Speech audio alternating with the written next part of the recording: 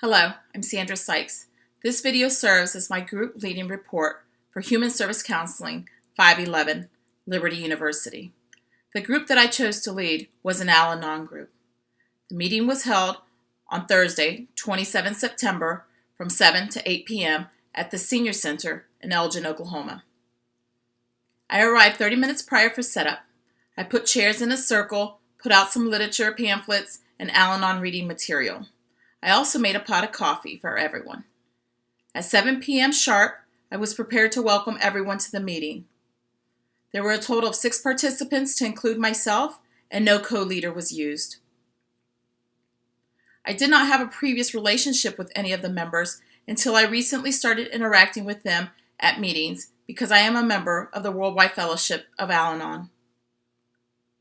The nature of the group is for individuals who have been affected by someone else's drinking or drug use to come together to support one another.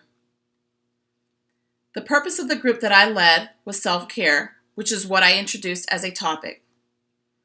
At one point, a member diverted off topic, but due to interaction with another member, the focus was brought back to self-care. I will talk a little more about this later on. At 7 p.m., we opened the meeting with the Serenity Prayer. I then did an icebreaker with an introduction round, allowing everyone the chance to speak. Next, we did 2 daily devotionals, and I restated the topic of self-care. I chose to do another round and asked members to share on what they do for self-care. I paid attention to the group as a whole and noticed a couple of head nods that were in agreement with another member that shared. I also noticed a member looking a little bit anxious as if they were wanting to share before it was their turn. Everyone got the chance to speak and share on the topic.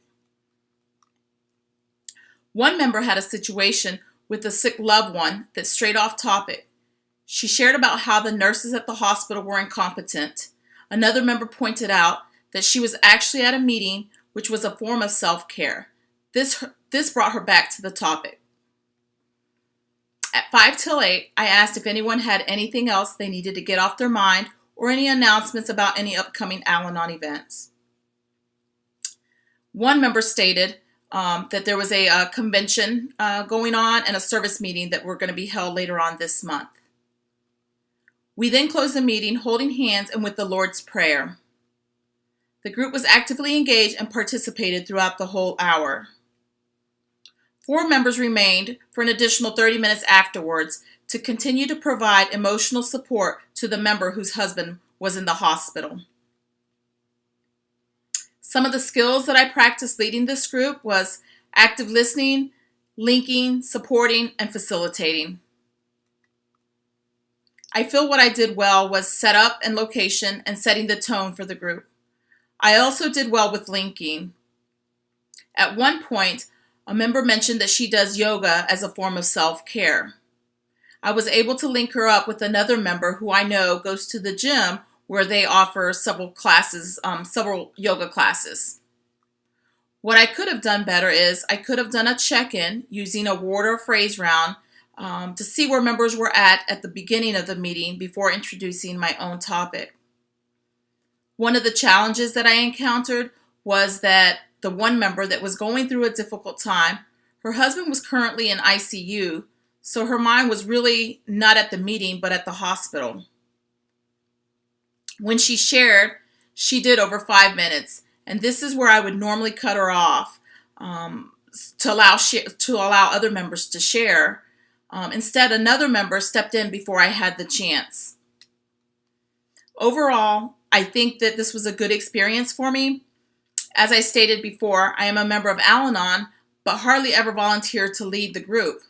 I feel that this class has given me a little more confidence so that in the future I will volunteer more.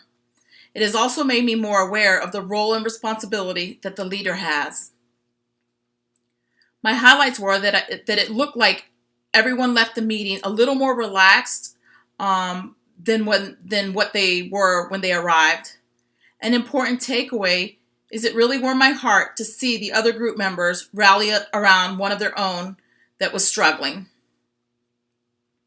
My concluding thought is that planning and preparing for a group is just as important as leading it.